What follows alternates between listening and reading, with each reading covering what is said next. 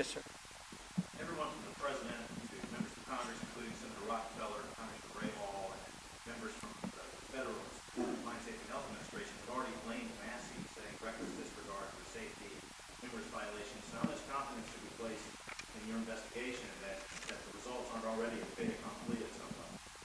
I haven't blamed Massey. I haven't blamed anybody. This investigation will, as we've done in the past, let the facts drive the conclusion. What they've said is of no concern or consequence to us. It is for us to try to find the conclusion. Yes, sir. How cooperative have MSHA, the DEP, and Massey been in regards to your investigation? I think there's been good cooperation between all of the parties, understanding that we're kind of the skunk at the party.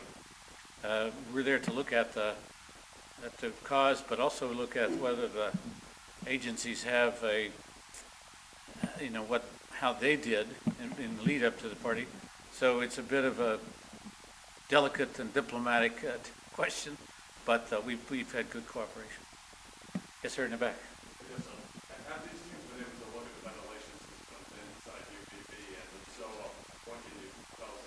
What have they been able to find so far about that? I couldn't speak to any of the individual findings. I can speak in general terms.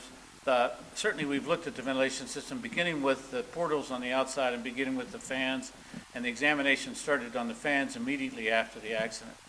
Now we would look underground at the stoppings and whether the ventilation system remained intact or some part thereof remained intact, and then you would look at the part that was not intact, i.e. blown out stoppings or other conditions where the ventilation was destroyed or disturbed, and that would tell you the direction that the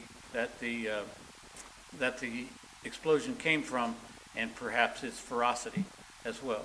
But that's part of that investigation. Part of the Flames and Forces team is to look just at that question of, does the ventilation remain intact? I can tell you it did not remain intact. Yes, sir.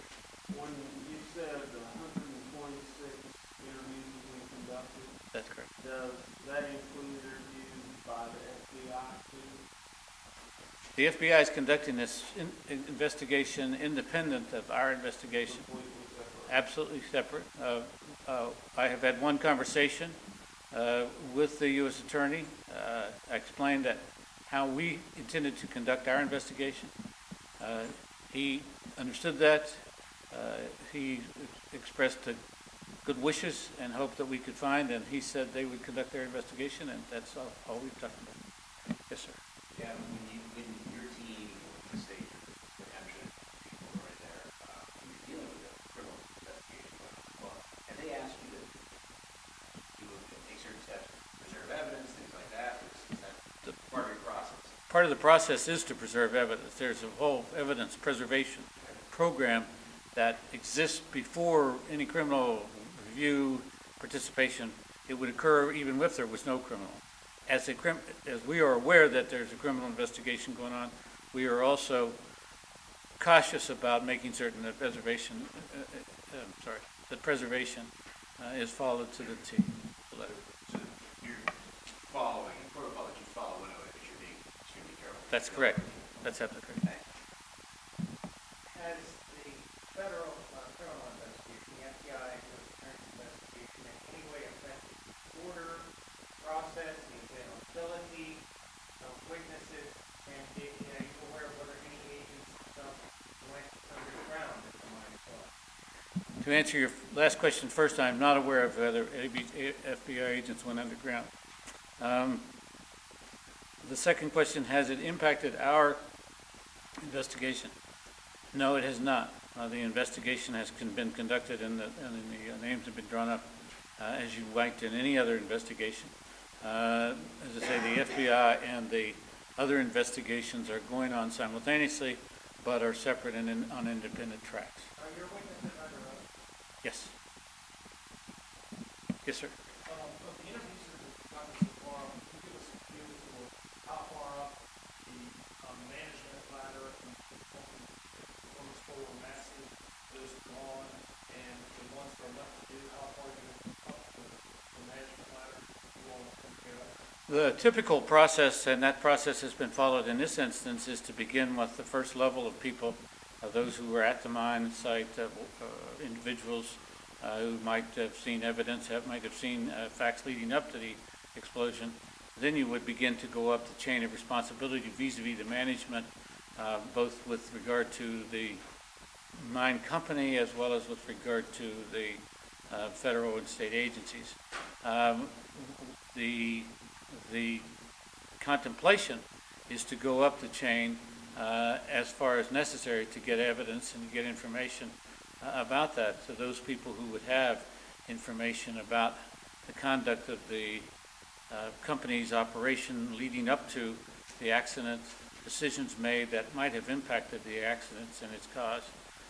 So we intend to go up that chain as far as necessary. Just to follow up on that, there's been a number of congressional hearings and other instances in media reports where families of some of the miners who died, miners who worked at that operation, talked about what they felt were very bad working conditions, and talked about intimidation factors by Massey and fear of being reporting those. Could you give us a feel for whether or not the interviews you've done so far have reflected those same sorts of safety concerns and the same sorts of concerns about intimidation to workers? I could tell you that the interviews have touched on those questions, and have touched on questions of the feelings that the individuals have who work underground. What is their understanding of the conditions? What are the understanding of the facts? But then what are the understanding of the policies of the company that they work for? We have interviewed some of the same family members and some of the people, and they have expressed some concerns about intimidation, about conditions at the mine, and we've taken note of that. Right here, sir. I think you're only allowed to ask one at a time. When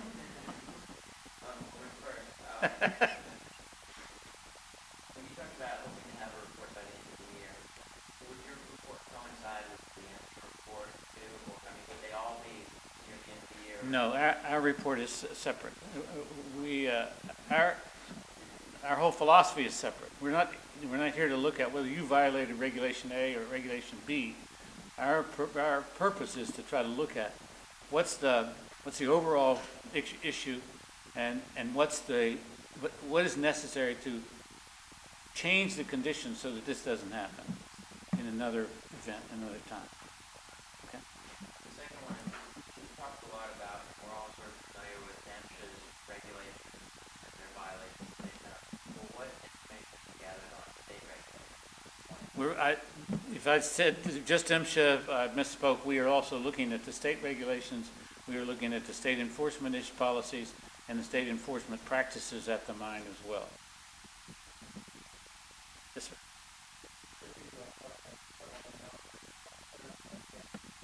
Before that shift began, that last shift, the work areas would have been firebombed by management, correct? By supervisor? They should have been.